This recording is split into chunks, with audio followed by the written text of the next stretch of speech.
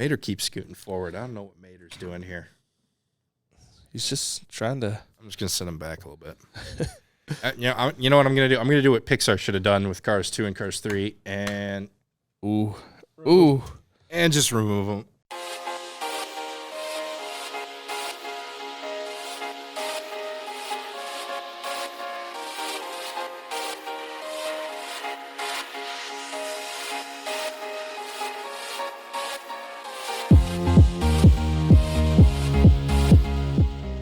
Hello and welcome to another edition of Popcorn Bucket List, the show that asks the question, who hosts a party on Tuesday night? Exactly. Yeah, so that's what we're going to talk about here. Golden Globes were last Tuesday night, and it was marketed as the biggest party in Hollywood, because as we all know, the biggest parties occur on Tuesday nights. Golden Globes, or as I like to call them, the Silver Marbles. Haha, got them. Burn. Got him. All day. I didn't even know that was happening till like a few hours before it happened. I knew it was happening this year. I didn't know when until like Monday night. And I was going to get into this a little bit later on, but since you kind of brought it up, for this show having so much pressure to succeed and perform, and we'll get more into that later, there was almost no hype or promo around this. Nothing. I didn't know this was going to be aired on Peacock until I was reading an article about the winners and talked about how it was airing on NBC and Peacock. I've said before in this show, Peacock's one of my favorite streaming services. I watch Sunday Night Football on Peacock. I don't remember there being an advertisement for the Golden Globes that was going to happen 48 hours later on their streaming service. Yeah. Now, that's a good point. Maybe was I not paying attention because it was the Packers-Lions and I just didn't want to watch it? Maybe. That's possible. Yep. But still, you think out of anyone in the world, people like us would have gotten it from just secondhand knowledge. And I honestly, I had no idea until same thing. I saw an article about, getting ready for tonight's show. Who's the winners? Blah. And I was like, what? That's tonight? Yeah. Oh, okay. Yeah. Cool. We reacted to the Golden Globes like a single parent reacts to the big PTA meeting. Oh, that's tonight? No, I didn't know that. Shoot, that's tonight. I don't really need to go to that, though. Yeah. But I mean, I probably should, but I'm not going to. Yep.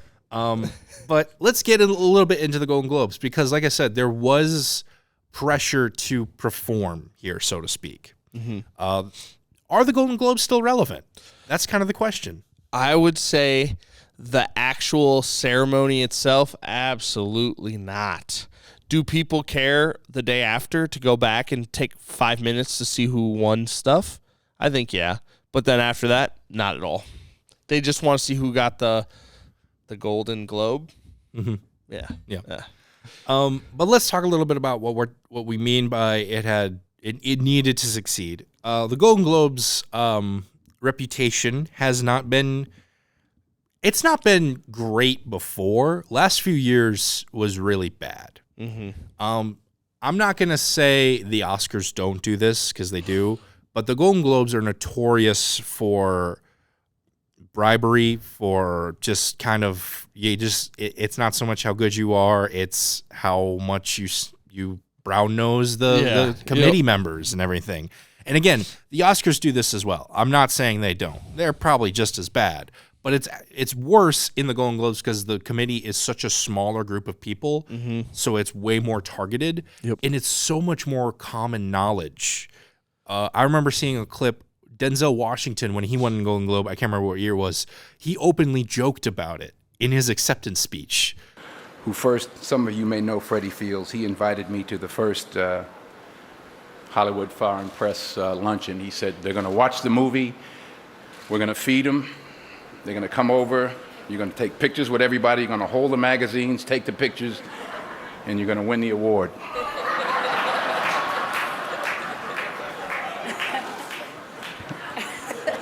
I won that year. It's like Gotham City crime and the GCPD. Like, everyone knows it's happening. And that's why it's irrelevant to me. Yeah. But then it got worse a couple of years ago when the LA Times came out with an article saying, there's almost zero to no diversity in their community members. B, apparently how they picked some of those community members was unethical. And C, and I'm not going to go into details into it, but they practiced in unethical financial situations, something like that. Yeah. Yep. So this led to last year not even being a show because NBC was like, We don't want to touch this. We're not out. touching this. We're out. So this was the first year back. I don't know if they had one in 2020 due to COVID. Yeah, I don't know. They might have been. I don't know. So it might have been just 2021 they didn't have one. So that's what we mean when we talk about there was a lot of pressure here to impress, I guess. Did they impress? Well, maybe to the actors and stars, because looking at some of the winners, there was a little bit more diversity in their winning lineup. To the public, though, considering how majority of us didn't even know it was happening. And I don't even know how many people watched it. How many people tuned in? I don't know if the we're shooting this the next day. I don't know if ratings has been posted yet or anything. Unfortunately, we don't have that information for you. But yeah, I don't know. It's kind of like when the cool, popular kids have a party, but only the cool, popular kids get invited, so nobody else really cares about the party. That's kind of if only like 10-20% of the school is even showing up or know this party exists. Is it really a party? Yeah. Is it really a party? I don't know. I never went to a party when I was a kid. So, but to the question, are the Golden Globes relevant? I kind of agree with you. I didn't think they really were before this. Yeah, me neither.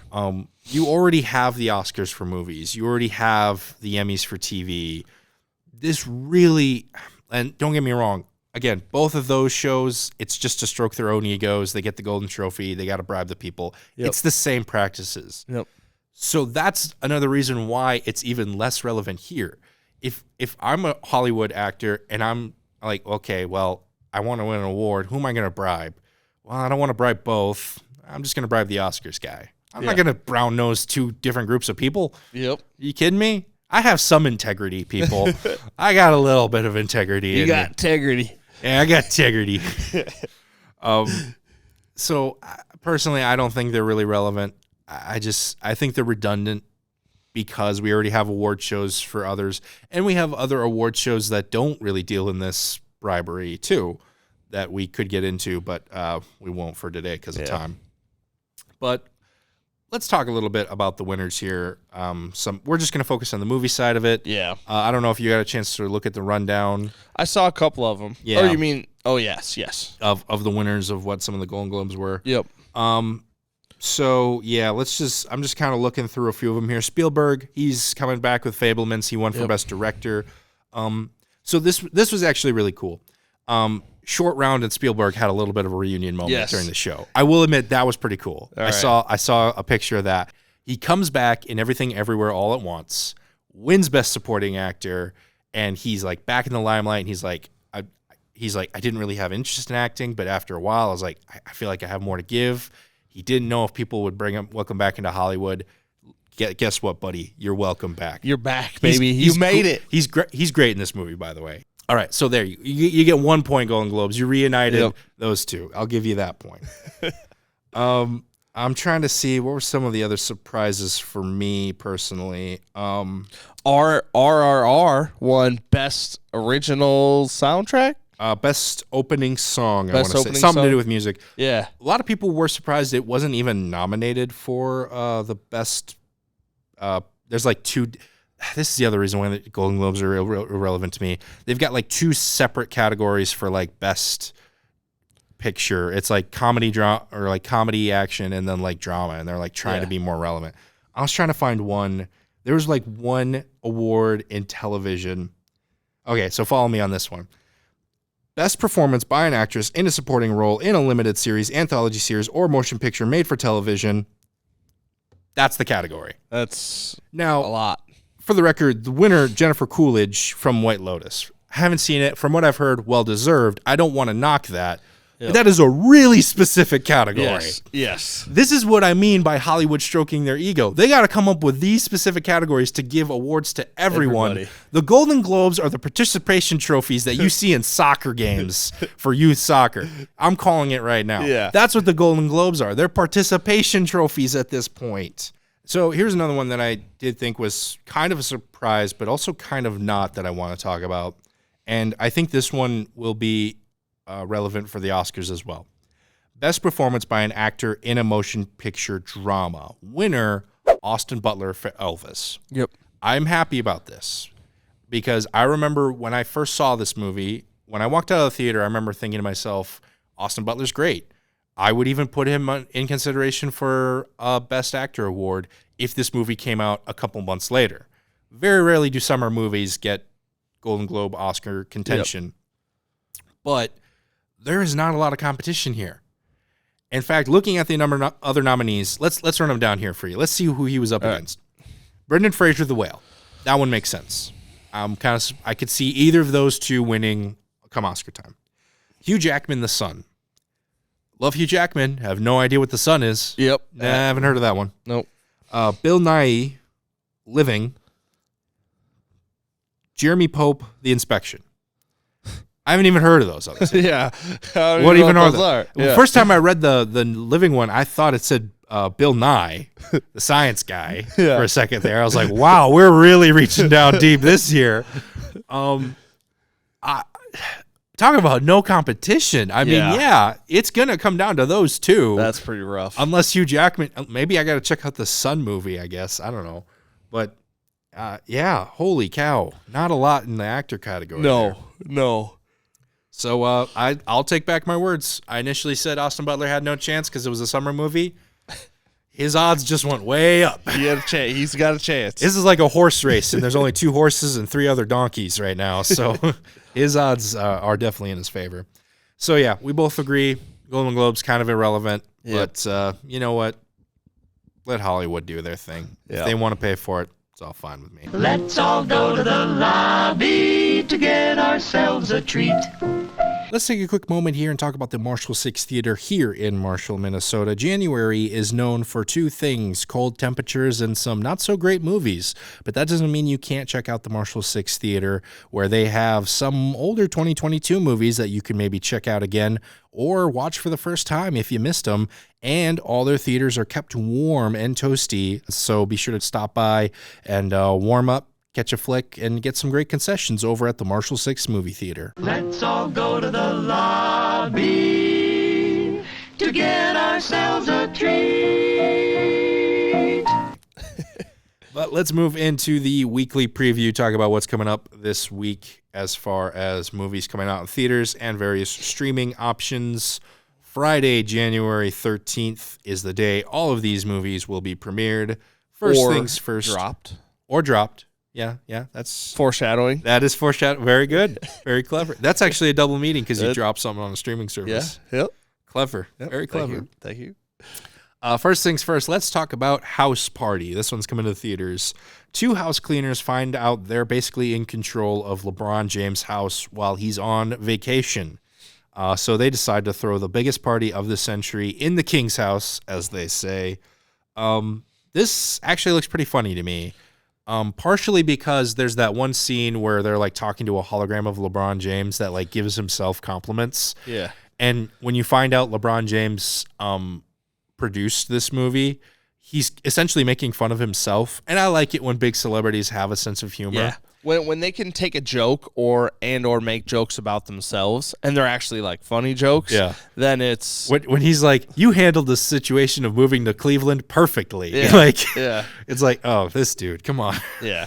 I'll say this. His performance as that hologram, way better than any performance he had in Space Jam 2. Yes. So that's something to look forward to. And it'll be interesting to see how many like cameos are in it, because I saw there was a couple of basketball players and some other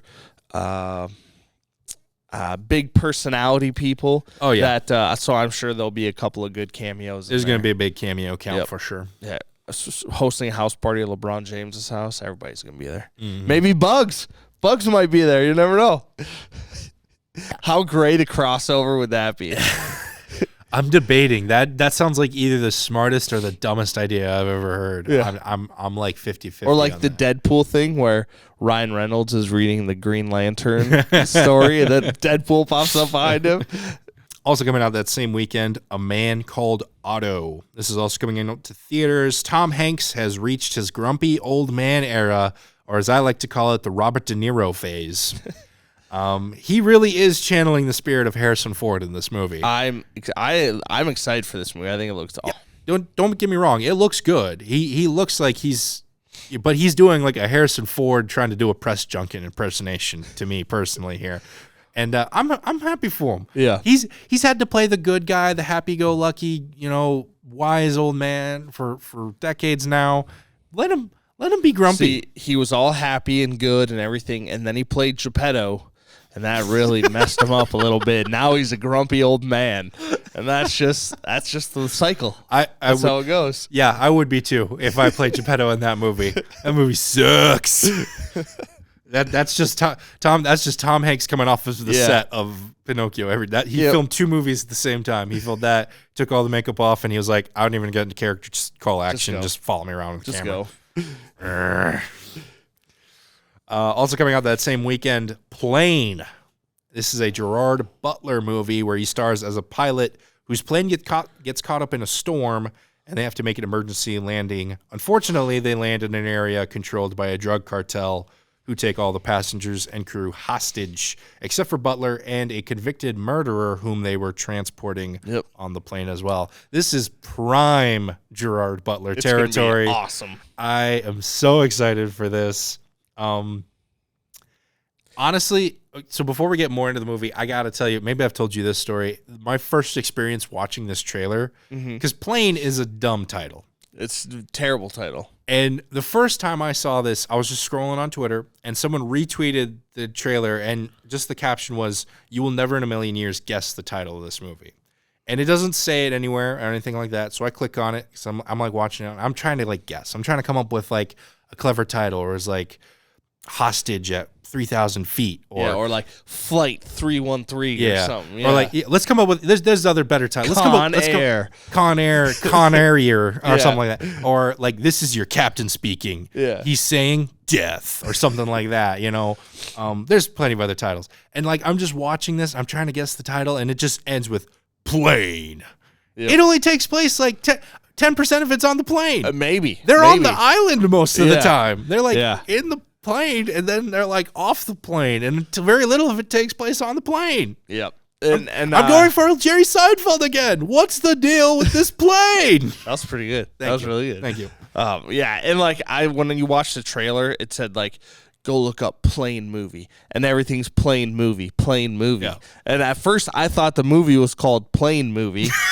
Oh no, it's see, that would have even been a better title. Yeah, no, it's just Plane. Yeah. But at the same time, though, actually, calling it the Plane movie is maybe a pretty good marketing title, because now all you have to do is be like, oh, I saw that Plane movie. Oh, what Plane movie? No, the one called Plane. The Plane movie. Yeah. Oh, that's Plane. But what if it's bad? Then you can say it's a playing movie. Yeah, it was very plain. It's just plain. All right, we've reached our quota for dumb jokes now. Yeah. Moving on here, what's coming out on Netflix? Doggone. Talk about titles that kind of annoyed me. Yeah. Holy crap. Yeah. Hey, do you want to watch a Hallmark movie starring Rob Lowe and not have to deal with commercials? Well, Netflix has the movie for you. Yeah. This is based on a true story, basically, about a dog that gets lost in the Appalachian Mountains, and a man and his son basically go on an adventure, a quest, if you will, to try and find the dog. As there is a timetable, it needs medication, like 2 weeks. I don't know what sort of medication a dog takes that you only have to take 2 weeks. I had a dog. We maybe weren't always accurate in giving her medication when she needed it, but I don't think it was ever 2 weeks. That was the space of time. But yeah, and like when I watched this first, we forgot to add Rob Lowe looks jacked. He looks thick. He's muscling up for a different movie or role, and he just did this. That's my bet. Okay, because there's no reason why he needed to be this jacked for this movie. No, but no, he looks good. You're he does like look good. A heartwarming, loving father helping his son find a dog. You don't need to be jacked. Mark my words, next week he's going to announce he's in some sort of comic book movie, and they're going to use this movie's press to help kind of bolster that. Yeah, he's jacking up for some other role. It was not for this movie. No, it was not for this movie. I don't know. It looks cheesy to me. It looks super cheesy. It looks like your younger generation will like my kids. Like I said, it's a Hallmark movie on Netflix. Yeah, it's literally what it is. Yep. Why do you keep saying we'll find the dog? because I believe it. Yeah. He says that about 4 times in the trailer, and after the second And who knows time, how many times he says it in the movie. After the second time, I was like, don't say it. Yeah, don't say it. Don't say it. He said it. And finally coming out this weekend, The Drop on Hulu. Oh, boy. Okay. So it's a comedy movie where one of the friends of this friend group accidentally drops the baby of another friend. Did you not watch this trailer? Or did you just miss that? No, that is the face. I watched the wrong trailer. You watched the wrong trailer? This one had James Gandolfini and no, it's not that movie. Bruce Batman, Tom Christian Hardy. Bale? Tom Hardy? Yeah, What movie are they in? they're in a bar. And it's called The Drop? Yeah, and it's like a drug movie, and they run money. Yeah. Let's rewind. I want to rewind that. Show the exact moment he hears me. It's a comedy movie where one of the friends of this friend group accidentally drops the baby of another friend. Accidentally drops the baby of another friend. Drops the baby of another friend. No, this is a different movie. Yeah. Now that you say that, I have seen that trailer, but no, the trailer I just watched was about them with I'll the provide bar. links to the exact trailers. And next time, I think maybe. the one that I called is The Drop. This one's called The Drop too. Maybe that one's just Drop. Just Drop, maybe. I don't know. Yeah.